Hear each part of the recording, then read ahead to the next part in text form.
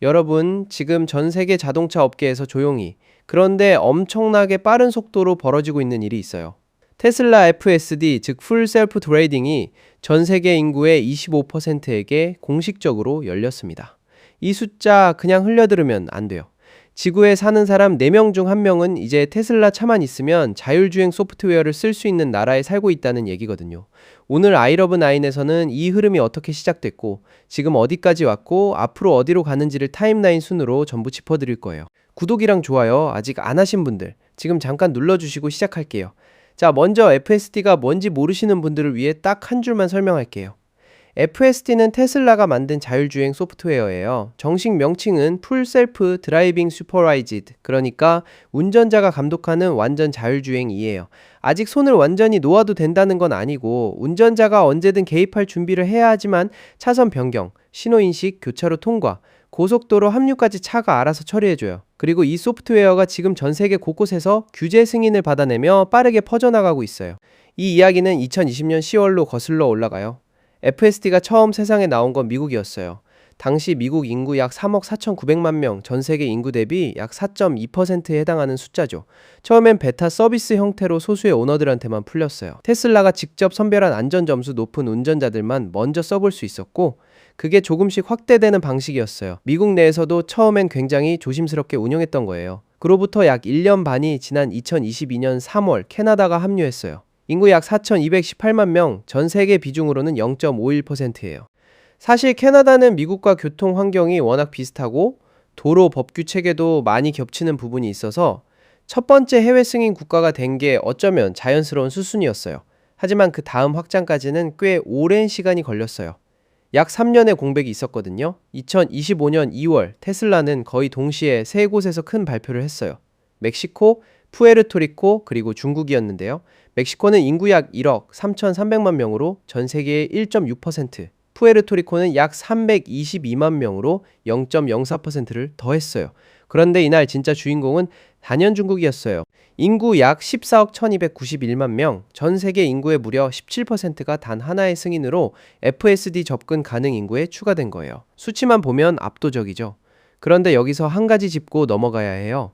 중국은 제한적 출시라는 단서가 붙어 있어요. FSD 버전 13이 처음 공개될 때 소수의 차량 소유자들한테만 배포됐고, 이후 중국의 데이터 컴플라이언스 규정, 그러니까 데이터를 어디에 저장하고 어떻게 처리해야 하는지에 관한 규제가 발목을 잡았어요.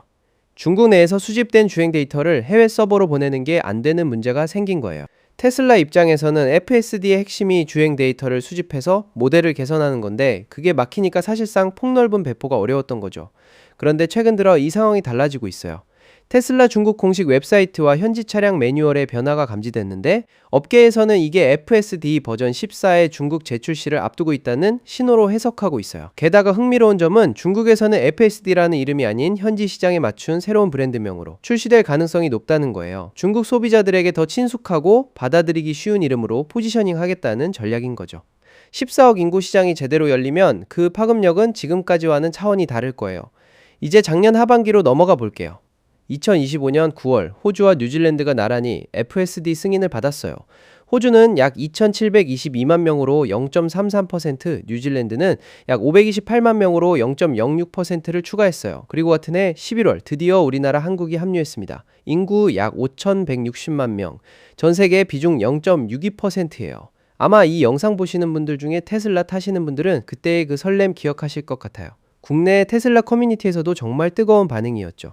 그리고 2026년으로 들어서면서 유럽이 본격적으로 움직이기 시작했어요. 4월에 네덜란드 RDW, 네덜란드 차량 규제 당국이 공식 승인을 내줬어요. 인구 약 1,844만 명, 0.22%죠. 숫자 자체가 크진 않지만 이 승인의 의미는 숫자를 훨씬 뛰어넘어요. 유럽에서는 네덜란드 RDW가 자동차 법규의 기준점 역할을 하거든요. EU 안팎의 다른 나라들이 새로운 자동차 기술을 평가할 때 RDW의 판단을 많이 참고해요. 그러니까 네덜란드가 OK 사인을 낸 순간 다른 유럽 국가들한테는 그게 일종의 신호탄이 된 거예요. 그 이후 도미노가 쓰러지는 속도가 정말 놀라워요. 5월에 리투아니아와 에스토니아가 승인을 받았어요. 리투아니아는 약 279만 명으로 0.03%, 에스토니아는 약 133만 명으로 0.02%예요. 두 나라 다 작은 나라지만 승인 시점 자체가 중요한 거예요. 그리고 6월 이달에만 덴마크와 벨기에가 차례로 합류했어요. 덴마크는 약 602만 명으로 0.07%, 벨기에는 약 1177만 명으로 0.14%를 추가했어요. 4월부터 지금까지 딱 2달 사이에 유럽에서만 5나라가 FSD를 공식 허용한 거예요.